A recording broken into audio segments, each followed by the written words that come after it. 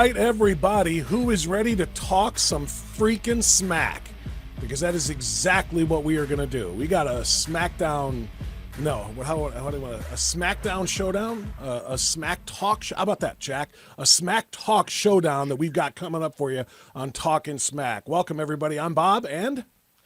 I'm Jack. And yeah, Bob, that smacks of some WWE. It does, WWF. yeah. I hope I don't owe them royalties for saying SmackDown without their permission. But Royal Rumble. Yeah, we're going to have a little rumble. We really are. Not between you and me, of course. No. But we've got a couple of guests here. Jack's idea, totally. He's the one who set this up, too. So if it goes south, don't blame me. It's totally Jack's idea. I'm kidding, of course. Jack, without doing the full introductions, because we're not ready for them yet, who's coming on?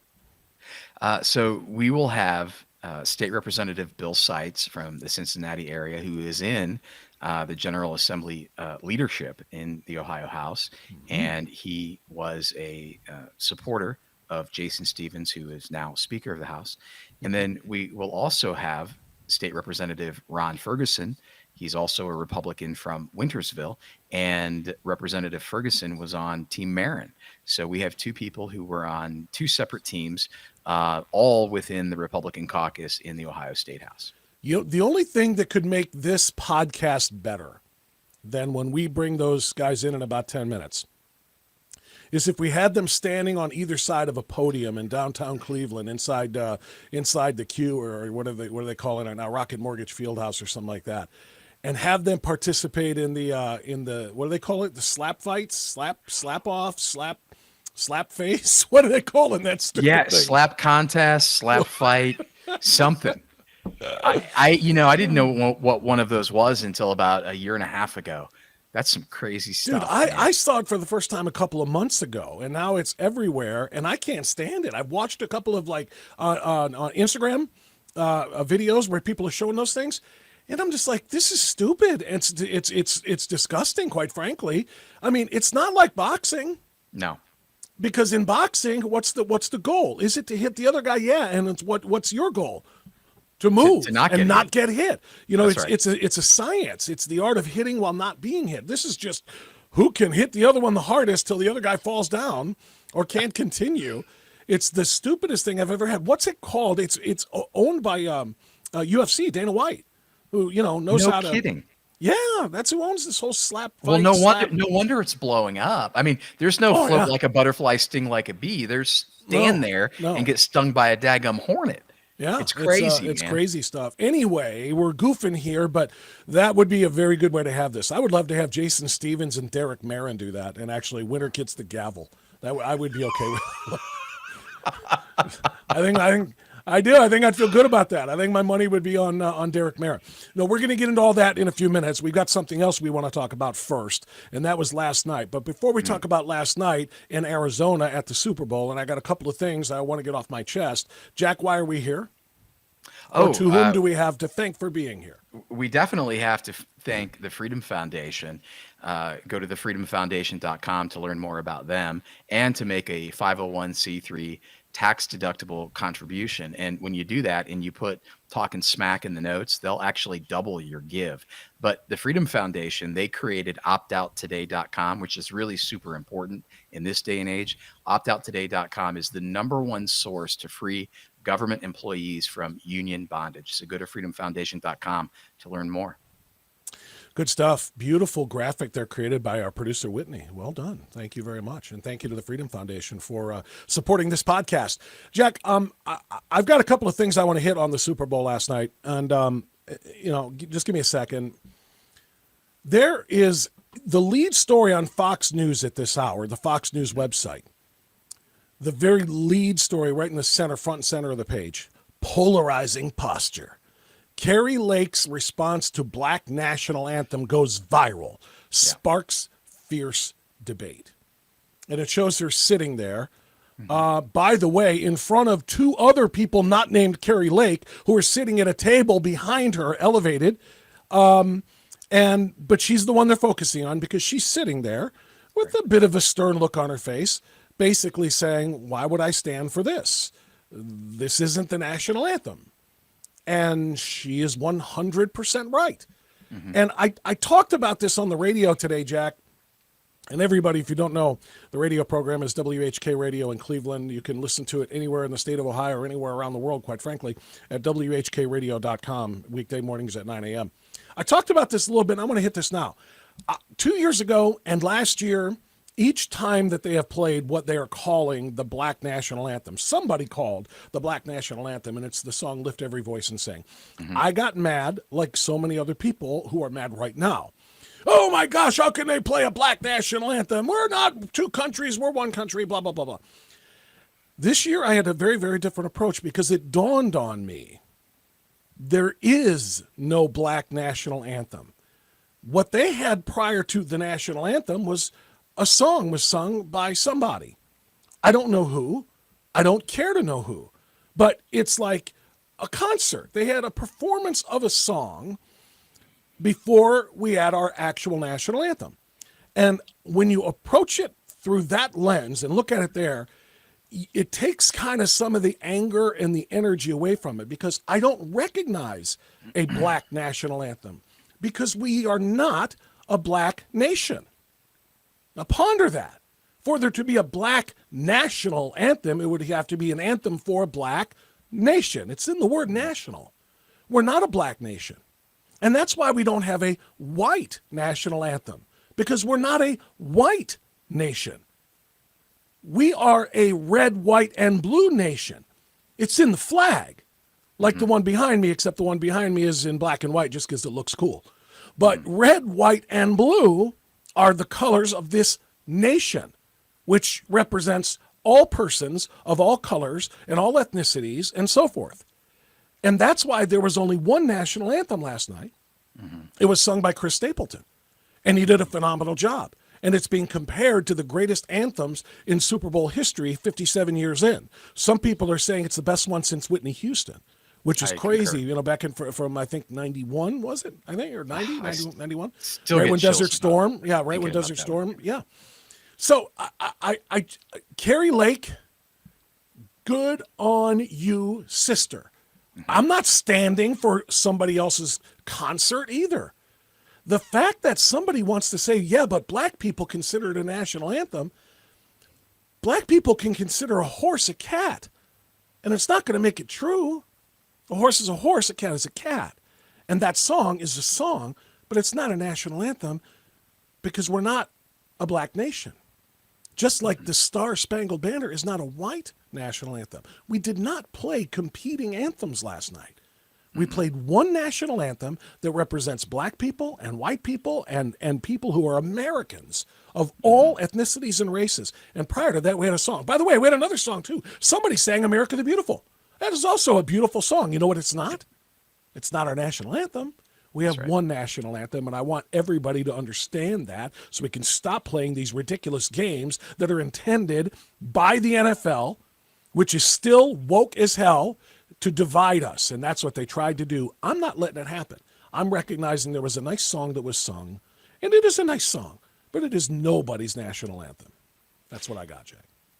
Yeah, I love it, Bob. That's really hard to follow. I'll say three real quick things. My understanding is that song was delivered way back, I want to say 1900s, in celebration of Abraham Lincoln and his work, and the United States Congress back then, their work to emancipate Blacks, which is a beautiful thing. So which happened in 1863, by the way, which is kind of weird. Yep. Yeah. Yep. Well, but so there's that. I mean, if someone asked me about that and they said, well, you know, this song goes all the way back there. And I said, well, you know, there's doing the right things and then there's doing the right things right. Well, it's certainly right to celebrate emancipation, but is it right to use it today that many people in the mainstream would want to use it? I think we have to call it what it is. It's an attempt to divide. It's not an attempt to unify. Bingo. And then I'm going to go right to second point, which is, Bob, what is the name of this country? The United States of America. The United States of America. And that should be every state in the union. It should be every state of mind, and it should be every race. That's what makes this country beautiful, is that we are united under the banner of a constitutional republic. And we were founded by people who understand that God created us all to be equal and created us all with a divine providence in this world, in history, and that we are all supposed to step up and play our role in that history. And it takes diversity in order for the collective to be the amazing thing that it can be. But when you divide people to focus on their collective and get into their individual tribes and hate each other, you're actually doing a disservice to the United States of America. So I echo what you said, Bob. I think that it was intended to divide, when that song in particular was intended to bring people together. And this is the United States of America. And then I will wrestle with that final issue, which is, we talk a lot about conservatives. We talk about Republicans, we talk about Democrats, we talk about progressives, we talk about socialism, we talk about communism. But the bottom line is this: there is nothing new under the sun, and every ill condition in our hearts has been around forever. And it's not it's not a tribe thing. It's the fact that man has an inherently divided and dark heart, and it's an issue of the heart more than it is an issue of political party. But I'm really going deep down the rabbit hole there. But yeah, I would agree. Look, good on Kerry Lake, and good on people who recognize that this is the United States of America. And when someone stands up and sings that anthem, we are celebrating the fact that we are all different, but we are all together under that banner. Amen. That's what the 50 stars are for. Literally, it represents all of us and all of our diversity all around this country. But the diversity is set aside when these stars are collected and the people are collected. And we are indeed, as you said, the name of the country, united. We're the United States of America, not divided by one color anthem versus another color anthem. There is one anthem, and then there are other songs that are sung. So we'll leave it there for now, because I understand our guests have arrived. Jack Windsor, you want to do the honors? Yeah, absolutely. So I'm going to start with State Representative Bill Seitz, who is from the Cincinnati, Ohio area, and he is in leadership in the House of Representatives. I'll let him talk a little bit about that, but I want to bring him on without further ado. Representative Seitz, are you with us, sir? I am indeed, Jack and Bob. Happy to be with you. Last dialogue, I agree with 100%. Well, thank you. It's an honor to have you here. And by the way, before we get down to business, I just want to say you're part of Who Day Nation, right? Who Day Nation. It was, the refs might have stolen, and then they might have stolen that game from the Eagles too. So I don't know, but this season, and I've been a proud Bengals fan for my whole life. You're going to be hearing a lot more from Joe Burrow and Jamar Chase down the line. Absolutely. Well, I grew up a Browns fan, and we reveled in the day back when.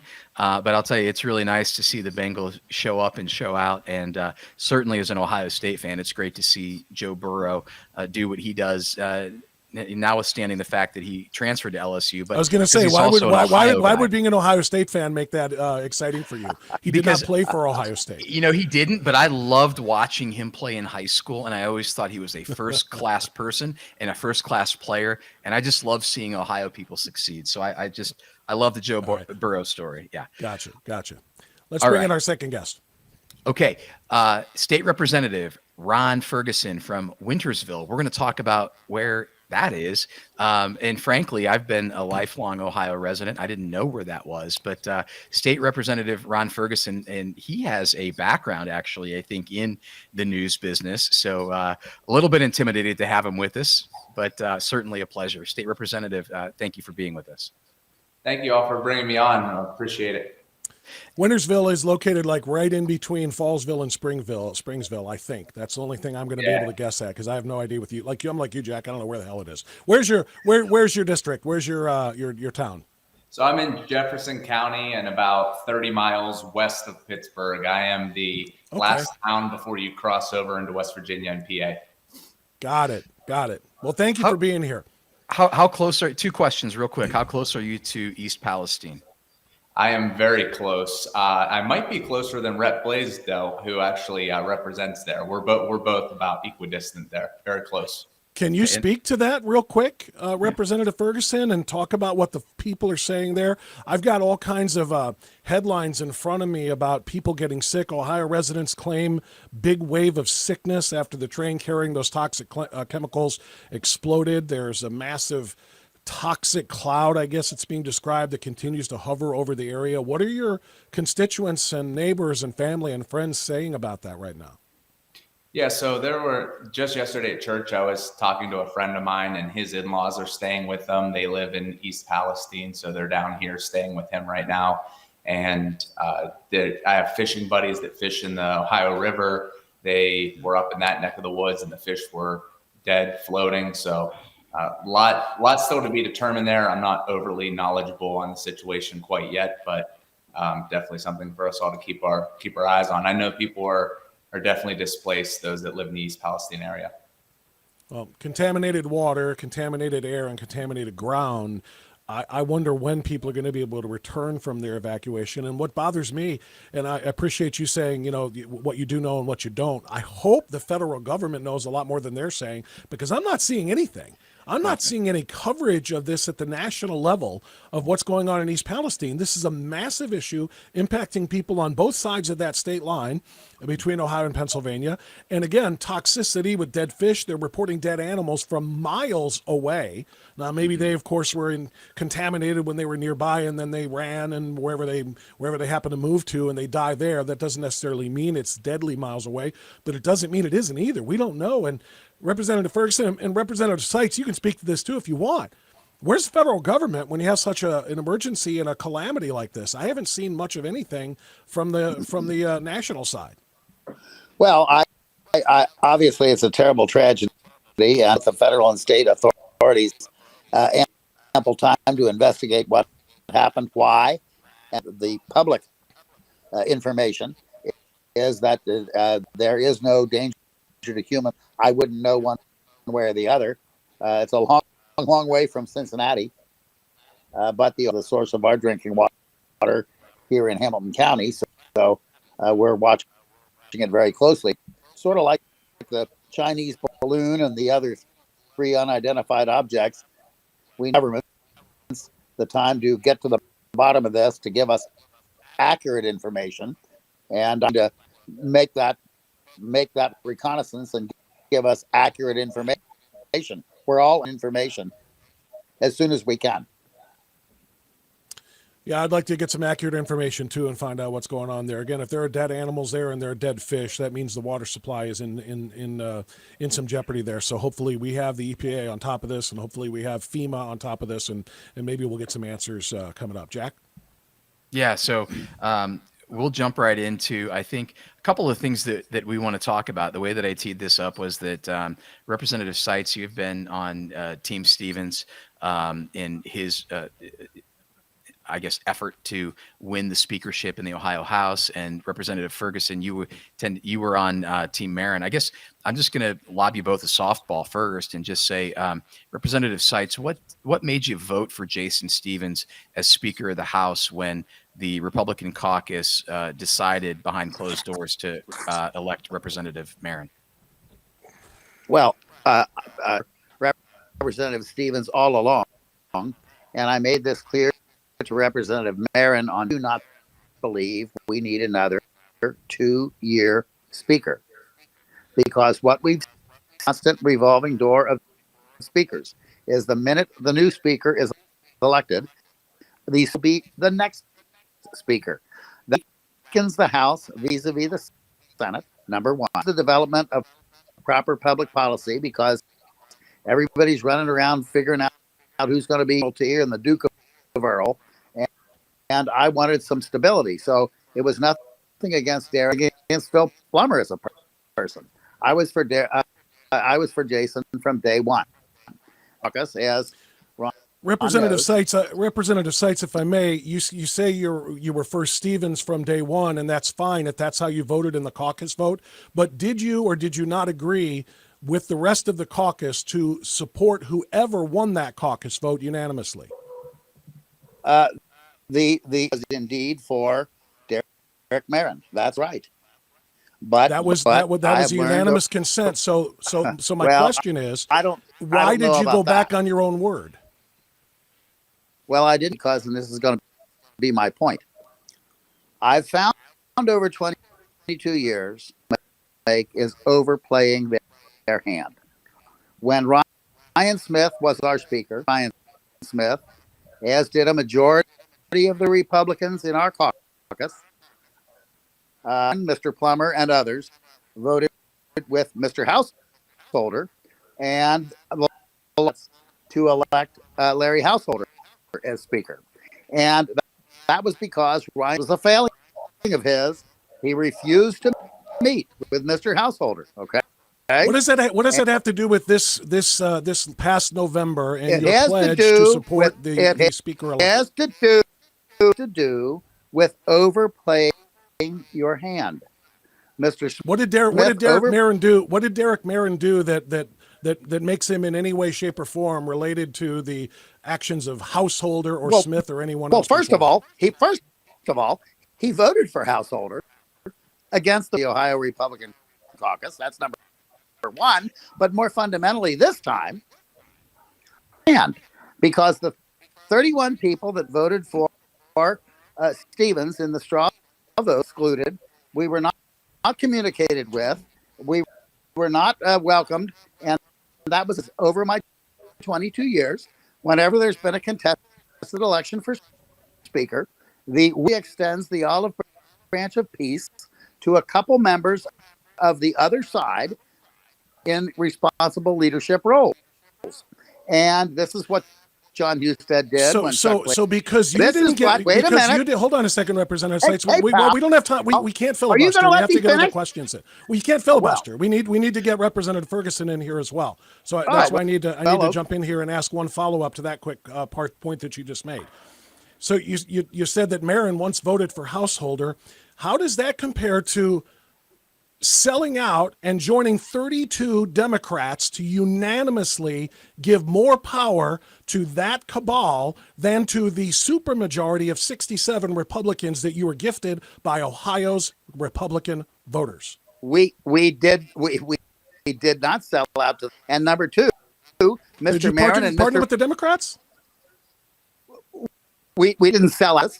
They just wanted to be treated civilly. But my point is, Mr. So you chose to partner with the Democrats. You chose to partner with the Democrats over the supermajority Republicans. Why is what I want. Just like Darren and Phil Plummer did when they sided with Householder against the wishes of the majority.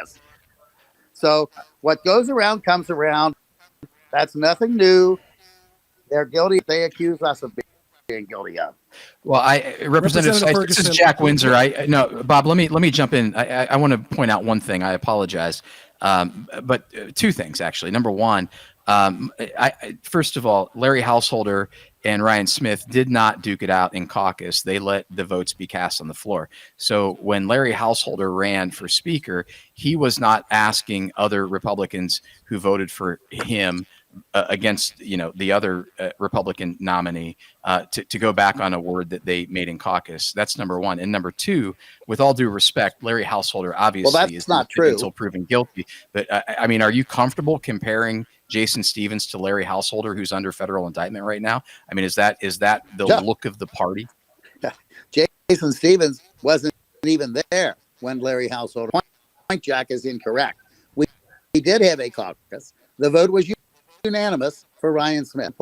Voters chose not to attend that caucus and then went out on the floor and voted for Householder. They voted for Householder with the large majority of the Democrats. Of the 37 Democrats voted for Householder, as did a minority of the same situation. And did you like that? Did you support that? Was that a good thing? No, I voted for Ryan Smith. Then why are you defending your own and the gang of 22 teaming up with the 32 Democrats who had no ability to stop any part of a conservative agenda that could have been pushed forward by a supermajority 67 Republicans? You handed them power. Well, you're saying you didn't like it with Householder, but you're saying, oh, really? The Democrats don't have more power now than they would have had you guys stayed with your caucus vote, and Derek Merrin and 67 Republicans would all be united right now. Not. All right, let's get Representative. Let's get our other guest in here, Representative Ferguson. Thoughts, sir? Well, first of all, there is a big difference between what happened with Householder and what happened in the Stevens-Merrin battle, for the simple fact that this isn't about Jason Stevens or Derek Merrin. This is about Ron Ferguson and Bill Seitz. This is about the 21 people that supported Jason and the 44 people that support Derek. And the fact that to one another, we had an understanding that we were engaging in a certain process and that we were going to support the winner.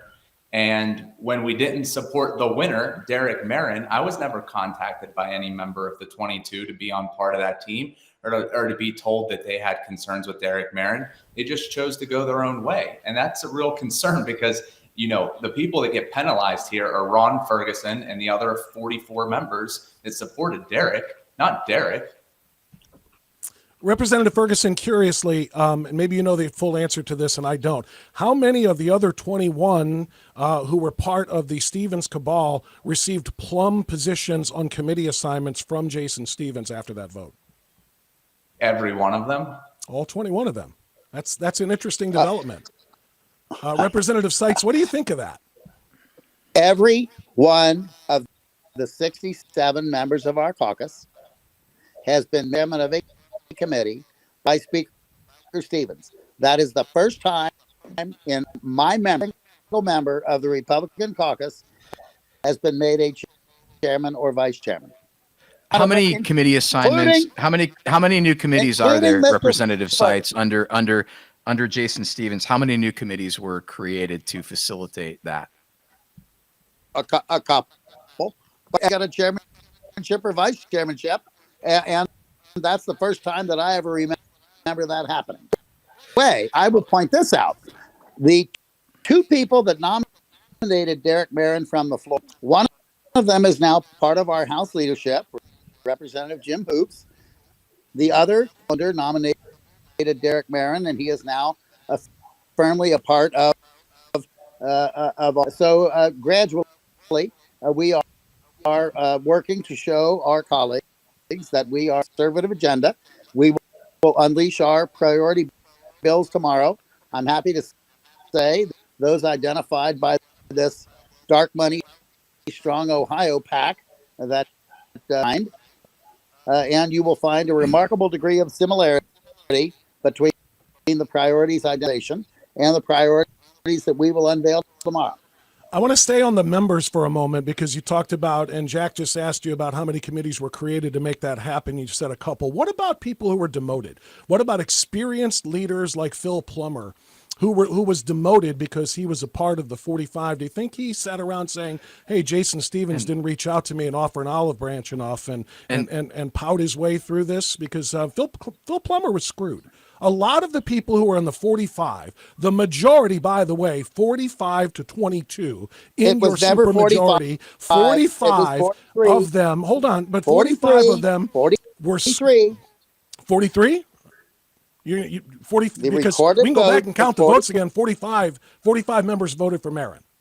22 voted with 32 Democrats, and you guys ended up with 55. That's a lie. What's a lie? I believe there were two representatives absent. Is that correct? Did one abstain and one was out with COVID? Is that correct? They were there were two that were absent. Fair. Do you know who they supported in the caucus vote, Representative Ferguson? I know that both of them directly told me Derek Merrin, but I didn't say. You never see somebody's ballot, so right, of course. But the point being, there were 45 who supported Merrin, and Representative Seitz. They got punished. They didn't get. Not only did they not get plum assignments, some of them got demoted from their committee chairmanships to lower positions. Derek Merrin. You're telling me, is that how? Yeah. Derek Merrin himself. Is that how Jason Stevens intends to run this thing? Did he learn that from Allison Russo? You tell me.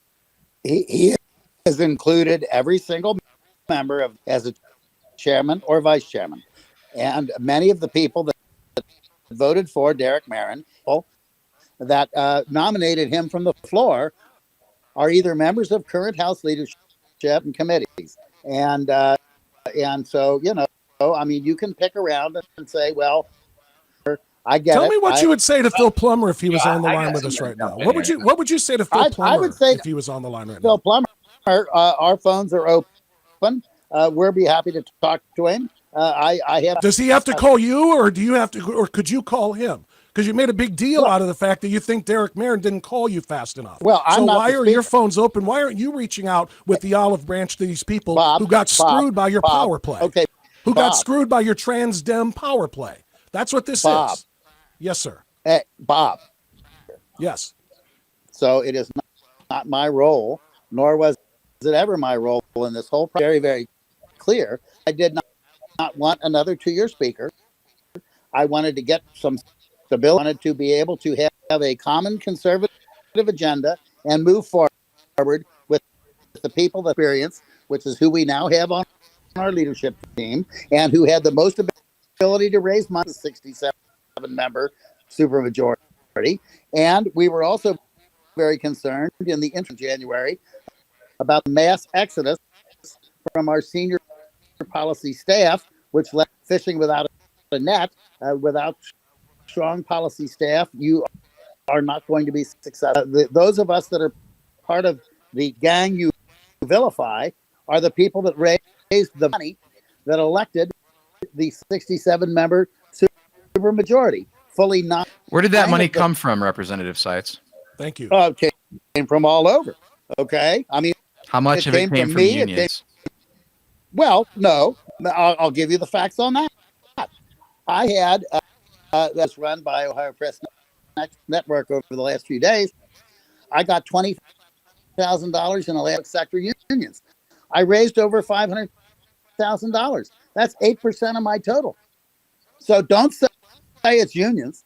I mean, I got collectively the 22, 8%. But Representative Seitz, collectively the 22 in your group who sided with Stevens and the Democrats collected $347,000 from the IBEW, the OEA, the Ohio Nurses Association, the Civil Service Employee Association, the Ohio Federation of Teachers. These far left-wing teachers organizations, by the way, are flooding your 22-member cabal with money. Who's going to run this house?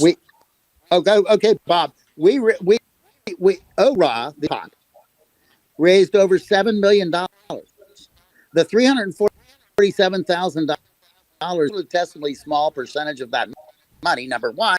Number two, that study was flawed, 17, when people like Representative Ferguson and Representative Plummer. And so, sure, if you want to count up everything I've gotten over 5 or 6 years, when I was there, you can get to $347,000. But even when you get to $347,000, only a small percentage of the over $7 million that Ohio House Republican elected in electing our 67-member supermajority. Let me ask Representative Ferguson, if I may. And Representative Seitz, thank you for taking on that barrage of questions. I sincerely appreciate it. Representative Ferguson, one of the things that we heard from you and other lawmakers that we'll call you on Team Marin, that we heard was that Jason Stevens may have made a deal with Democrats in order to get the gavel. One of the deals that we heard that he made was allowing Democrats to cram the upcoming budget with a bunch of their programs that they wouldn't otherwise maybe be able to get through because, we can hide stuff in the budget.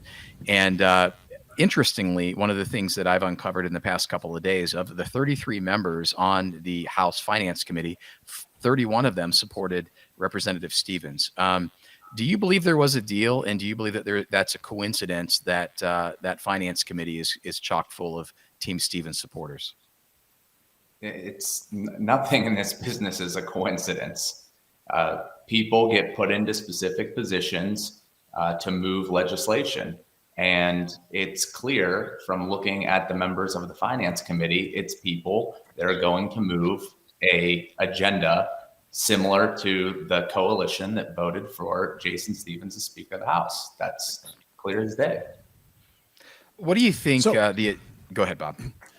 I just wanted to ask a question of both of our guests. Representative Ferguson, we've kind of overtalked you, and I apologize for that, so we'll let you go first here. Are you in favor of the rule that was passed in the rules package called Rule 54 that essentially lets Jason Stevens, if I understand it correctly, be a dictator in the Ohio House of Representatives, being able to kill any vote before it gets to a committee or to the floor, being able to unanimously destroy any bill that he doesn't support? Do I understand that correctly? And if I do, how do you feel about that, Representative Ferguson? Well, I'm not happy with the rules in general. I didn't get a chance to weigh in on them. Neither did most of the people in the coalition of 45. And we asked for Representative Marin and Representative Plummer to have a seat at that table to discuss those. They did not. We had a caucus before going out on the floor on the day of the rules vote. We wanted to have discussions in there. We were blocked out from doing that. We had amendments to the rule. We weren't heard on the floor. We were just run over by tyrannical rule of the minority. It's not fair. We all got voted in by 199th of the state. We're 199th of the districts. We should have an equal voice at the table, and our voices were silenced. And I do want to just point one other thing out besides this rules package. And because Representative Seitz has brought up multiple times the two people that nominated Derek on the floor were put into positions. Well, one of those people, Jamie Callender, who nominated Representative Marin, that is somebody that has a lot of support in our caucus. And I actually drafted the amendment to replace Representative Seitz with Representative Callender on the floor. I thought that would be a unifying move to go with Representative Callender, and I couldn't even be recognized to do that. And it's disappointing because the majority of the Republicans supported Representative Callender for that position. Representative Seitz, what did you make of, first of all, Rule 54 and the fact that the rules package was passed without one single amendment being listened to, much less considered, even heard on the floor by the 45 who honored their word at the caucus and supported Speaker-elect Marin? Well, first of all, again, it was 43, not 45. Rules package showed that at least 10 of the people that you count in the 45 now for the rules package. Number 3, we did have a caucus. But that wasn't the question, though. The question was about the amendments weren't allowed to be heard. What did you make of that? The amendments were not allowed to be heard because they were never brought up in caucus. 45 minutes to bring them up in caucus, and none of these amendments were brought up in caucus. Represent, for example, that was going to say that only Christian prayers will be allowed during session. That's false. Yeah, let's sit down in that one. I want you two to be able to talk about this, because I've been in a unique position where I've heard Representative Ferguson talk about this proposed rule change, which would require Christian prayer at the start of every House session. And Representative Seitz, I've heard you say that basically is an embarrassment to the party. It had that been brought to the floor. So, Representative Ferguson, let's start with you, since it was your proposed rule change. Why did you do it, and what did you mean by it? Well, first of all, I would just like the opportunity to speak on the floor. I don't know how any member of my party can condone not allowing a member to speak on the floor. And if there were concerns, a leader brings it up in caucus and discusses those. And Rep. Seitz can attest that that's what Speaker Cupp did when Speaker Cupp was in charge. However, I will say I need to correct you, Representative Seitz. There's nothing in my amendment. I'm not sure if you read it or not, but there's nothing that says only Christian prayer must be offered. That's inaccurate. Well, Representative Seitz, do you want to respond to that?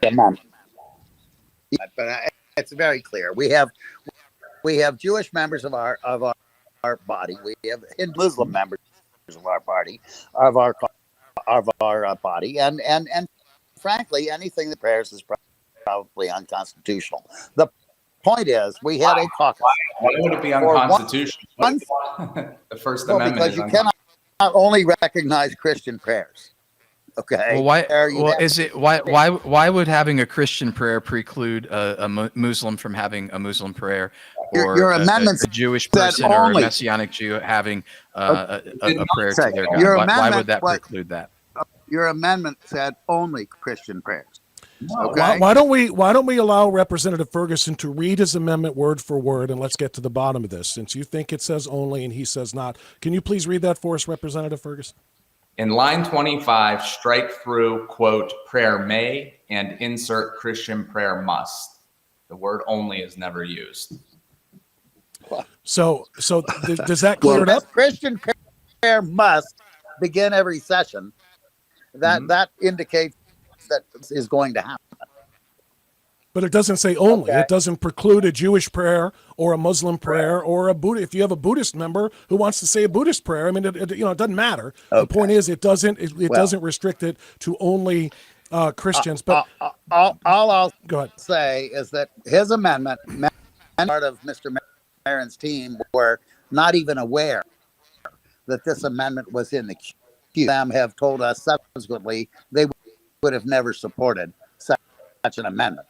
I hear you. Please hold on a second, please. As long as we're talking about amendments, let's get away from this particular one for a moment. Yep. And it's kind of funny because we're talking about the different religions and different diverse ethnicities and so on and so forth. The first black member of that caucus in a very, very long time, Josh Williams, rose not once but twice to be recognized to offer amendments during those that first session on January 3rd, during the rules package, during the committee announcements and so forth. And not once, Representative Seitz, but twice, the Speaker of the Ohio House ignored him, would not allow him to be heard. Is that going to be what the Ohio House of Representatives is run like, by an authoritarian who won't even acknowledge this particular freshman member, who, by the way, happens to bear some significance as an African American, the first in the GOP caucus in many, many, many years? Is that okay? Yeah, fine fellow. I talk to him regularly. We're doing a bill together just this week. He's a fine lawyer and a great fellow. But let me tell you, it's been the case ever since bull rushes that the speaker, no matter who the speaker is, has the power to recognize members who stand to be recognized. Why Jason Stevens chose not to recognize, you'll have to ask Speaker Stevens. But I will say this, it would have opened. Did you find it appropriate, though, sir? If I may, we will ask Speaker Stevens. But do you think it's appropriate for him to completely ignore that? It was going to be the first of 11 amendments, each of which was silly, and most of which were okay. ill-advised. I'm gonna stop you. I'm gonna stop you right there. I'm gonna stop you right there because first of all, if I'm correct, I believe that the representative did actually present the amendment to the clerk prior to the meeting, according to the rules. So that was done, and he's the one. Okay, but you just said that you supported the Democrats voting for Stevens because you wanted them to have consideration in the House, but you're not giving your own damn party consideration. Please reconcile that for me. Has the ability to recognize or not recognize. 11 or so amendments offered that day through the clerk's office. This was the first one. Credit. He at least brought that one up. He wanted to dump Representative Cross or someone else. I think maybe Representative Plummer. He at least had the guts. Okay. The other 10 or so amendments were never brought up during caucus. And the speaker's thought process was, if we allow this one, we're going to be here all year for amendments that these other folks filed with the clerk and never brought up during our caucus. Yeah, and who wants to spend time listening to other representatives? I mean, after all, they're only representatives of the people. Why do we want to listen to everybody else's thoughts and amendments when I can just stand up here as an authoritarian and drop my gavel and say I'm not listening to anybody else? Let's make a motion to pass this rules package on its own. That's what you're supporting, Representative Seitz. Why? Why are you and the other 22 acting like Democrats? You're acting like Dems. That's why I call you trans Dems. You identify as Dems. Are you going to shut up and let me answer? It depends on whether or not you're going to answer the questions I'm asking. Answer the question. Okay. I've been in the legislature for 22 years. There has never been amendments, and I've been serving under Republican Senate presidents and Republican speakers for the entire. So this is nothing new. You act like this is some coup. This is absolutely a coup, sir.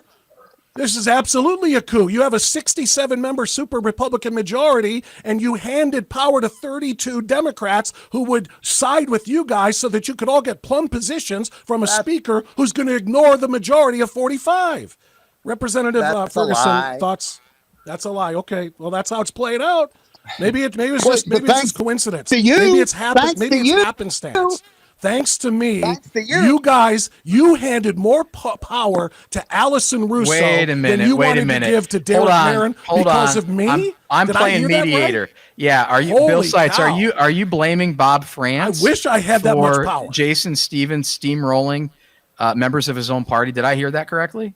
I'm blaming folks who have continually misrepresented. Because that's not a leader. I'm sorry. A leader does not kowtow to some sort of movement if it's not already in his repertoire of beliefs. And I heard that Jason Stevens was a leader and he was a uniter. And now you're telling me that he is steamrolling people because of Bob France in his radio show. I just want to make sure I heard that correctly. No, you didn't hear it right. I'm saying Mr. France and others representing what we're doing.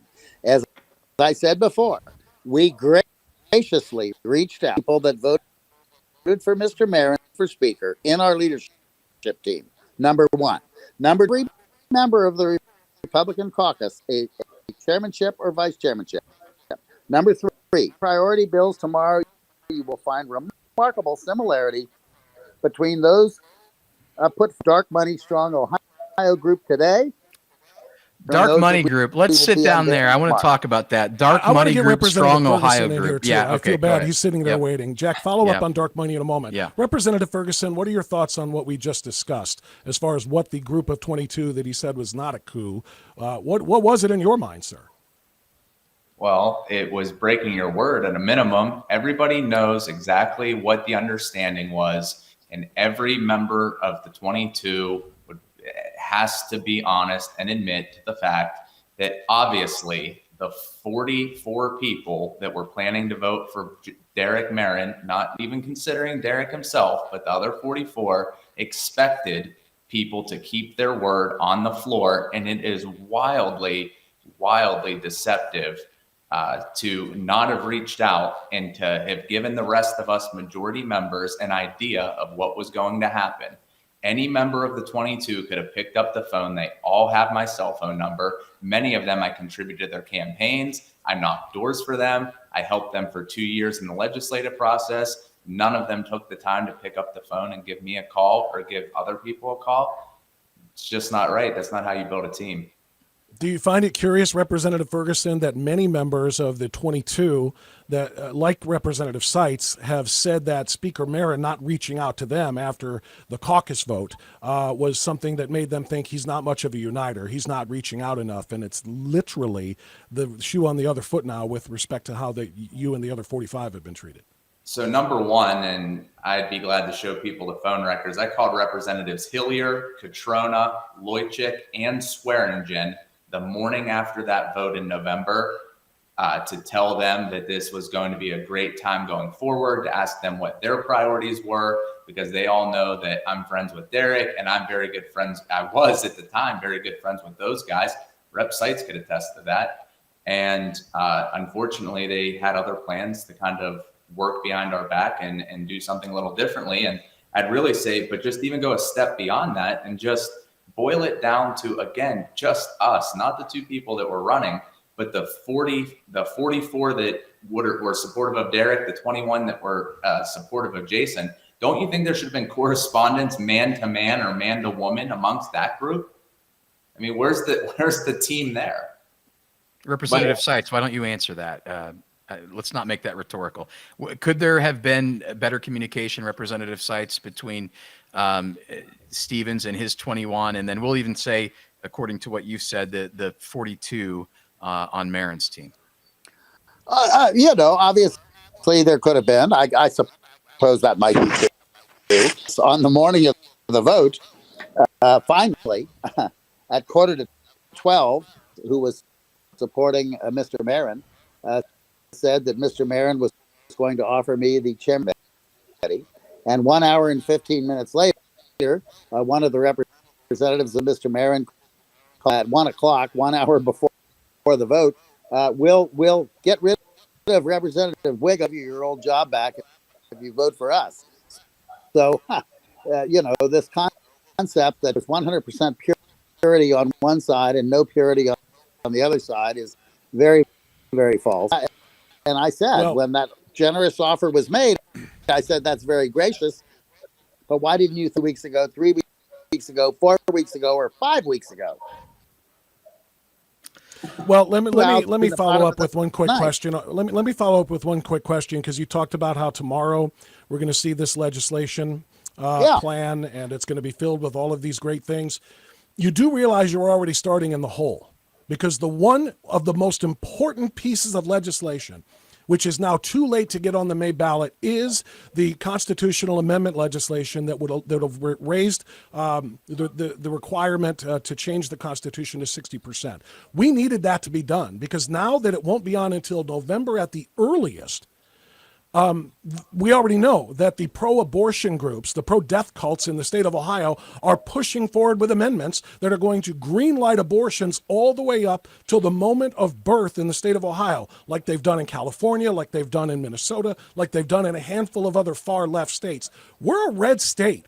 We have a 67 red member majority that if they had stayed together, we would have passed that already. This would be absolutely going on the ballot in May, and we'd be able to head off this death bill, this death sentence for thousands upon thousands of Ohio babies. That is in jeopardy now because of this coup.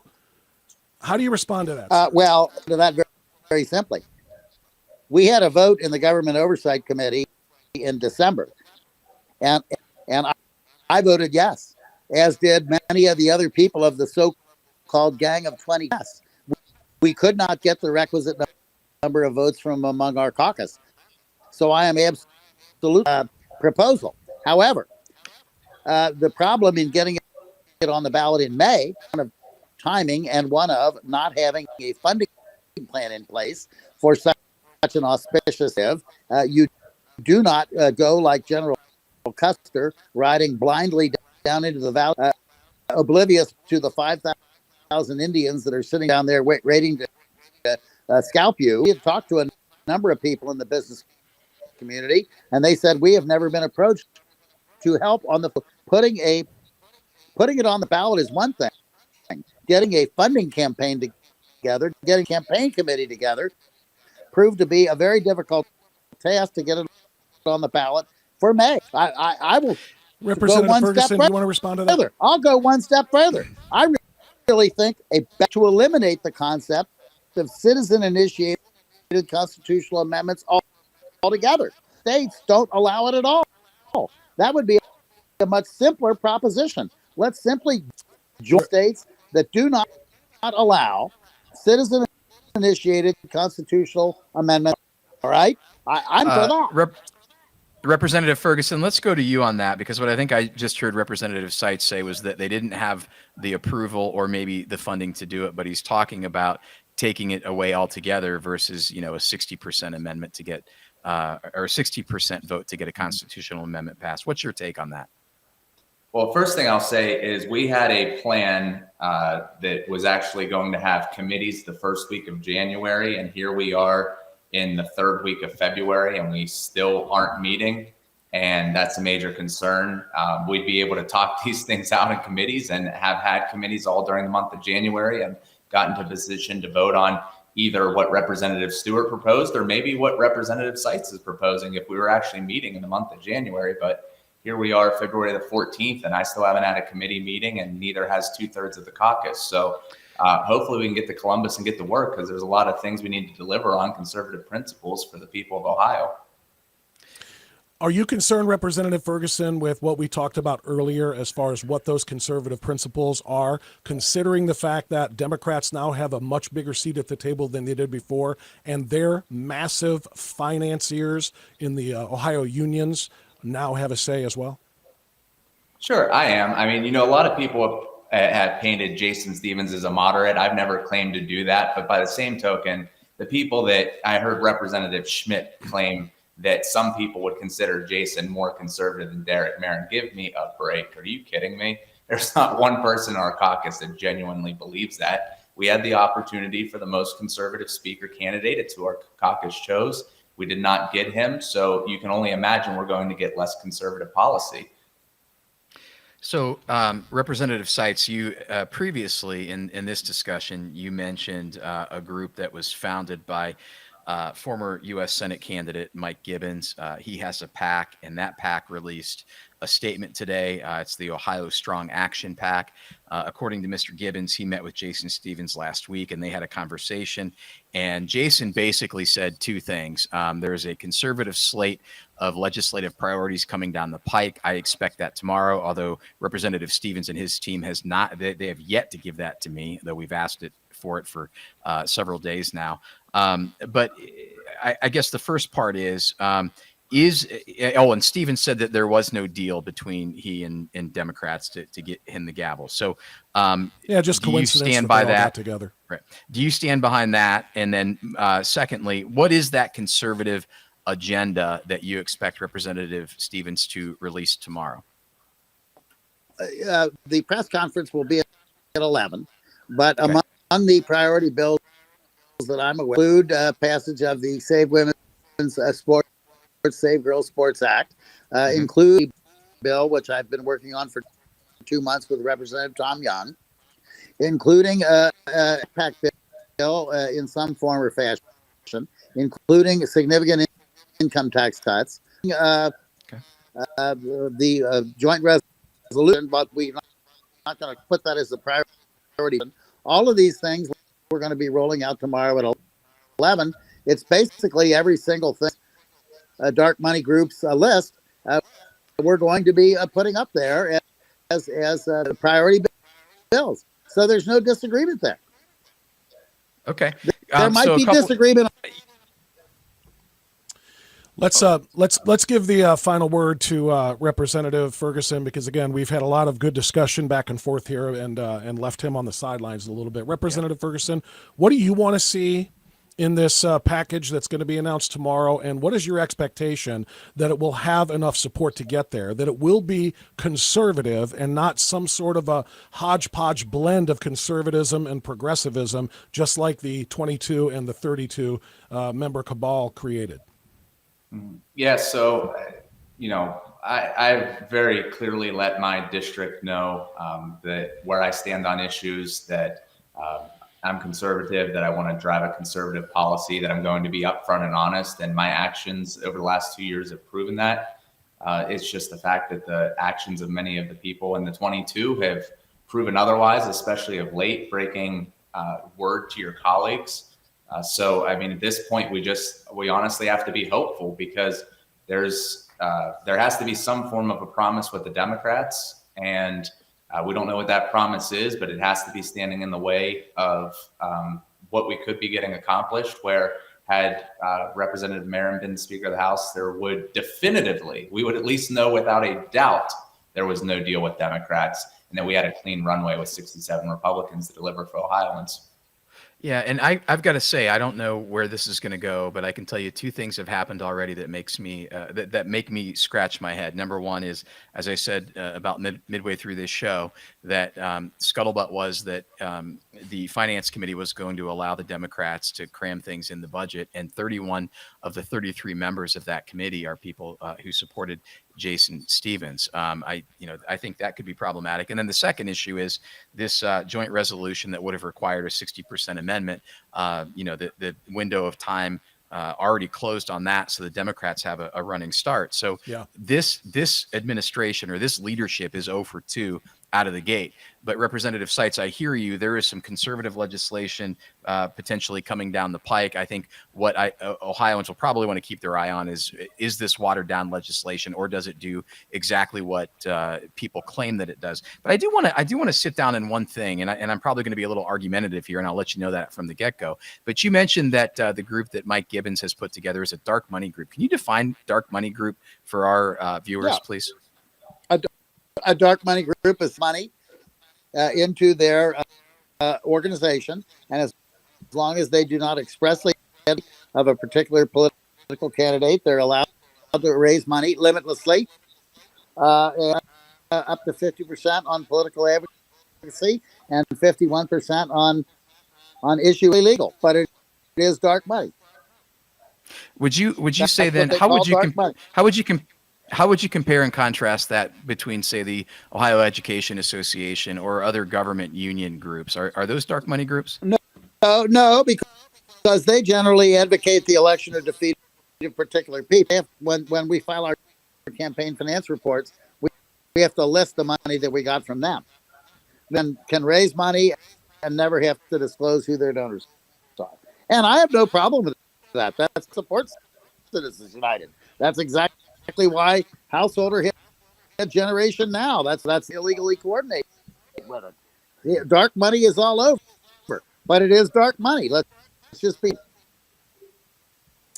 Well, dark money or light money, money coming to any legislators from the Ohio Education Association, the American Federation of Teachers, or the National Education Association is dirty money, because they are the ones who have infected our schools with the poison of wokeness and of DIE and of CRT and of SEL and of CSE, that's comprehensive sex education. They are the ones who are driving all of that into our schools, and it's up to our legislators to stop it. I feel like we would have been a lot more likely to stop it with 67 strong supermajority Republicans all rowing the boat in the same direction, as opposed to the chaos that we have in the water right now. But I guess that's where we're going to have to leave this one.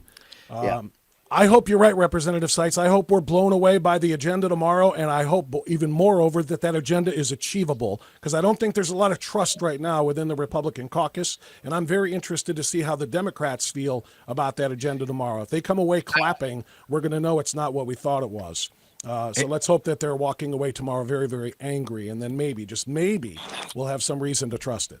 Hey, Bob, I would like to give each representative maybe a minute or two for a parting shot. We'll start with Representative Ferguson, if you'd like to go. Yeah, I'll just say one of the most important things is, if we look at these Republicans as a team, the first thing that you have in a team is trust. That trust, as you all can imagine, has been broken. But furthermore, winning teams win by putting their best players on the field. And if you take a look at the chairmanships and the leadership team and everything else, there's no way that you can claim that the best people are in the best positions. And so how are we supposed to be the most effective team we can be when we don't even have some of our best players, Representative Marin, Plummer, Manchester, on the field, right? We've got them sitting on the bench instead of in there making the plays. And so that's where a major concern comes for me. Representative Seitz. Well, I've been in the legislature for 22 years, the National Board of the American Legislative Exchange Council, which is ALEC, who the left loves to author of the constitutional amendment to prevent non-citizens from voting. I was the chief sponsor. The organized left loves to hate, and Mark Elias is suing us over. My concerns are unparalleled within our caucus. Our leadership team contains folks that have legislatively than the people that Ron just mentioned, and we have been and will continue to be gracious in victory, and will pursue a conservative agenda, and are totally unmerited, and we are slowly but surely a group that he claims to represent. So I feel very comfortable that we will in responsible conservative fashion over the next 2 years. Thank you, gentlemen, both of you, for coming on Talking Smack with us. We certainly appreciate it, and obviously we're nowhere near done. We're going to see how this thing plays out. We're going to be watching very closely every bill, every vote, and we'll bring you guys back on and hold everybody accountable if you're willing to do it. Absolutely. Appreciate y'all. Thank you, Representative Ferguson. See ya. Thank you, Representative Seitz. Thank you, Representative Seitz and Representative Ferguson. Very grateful. Thank you. All right. Wow. I told you it was going to be one of those. It was going to be one of those slap fights. One of Dana White's slap fights is what we have there. Although the slapping was more between me and Ferguson, or me and Seitz, than it was with Ferguson and Seitz.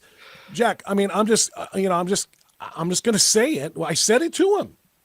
The trans Dems, which is what the 22 are, because they claim to be Republicans, but they clearly identify as Democrats, so they're transitioning. They're trying to tell us, and what Representative Seitz is telling us is that conservatives tomorrow will see this massive legislative, super list of great things that we love. And we're supposed to believe that that's being developed by the 22 members of leadership, the 21 appointed by Speaker Stevens to the leadership of the committees. All of this is being drawn up by they who partnered with 32 left-wing Democrats. Are we to believe that the Democrats are going to be fully supportive of this massive, quote-unquote, conservative legislation? Color me skeptical, man, but let's see some proof of that. Well, the proof will be in the pudding, Bob. And again, I think they're 0 for 2 right now. They're batting 0. And I want to remind everybody, the Republicans have a 67-member majority in the House, enough to override a governor's veto, enough that they don't need one vote from the opposite side. So it's intriguing to me when they say, well, we're going to have this amazingly conservative slate of priorities. Well, that's what Marin had, and that's what the Democrats celebrated not having to put up with when Jason Stevens was elected.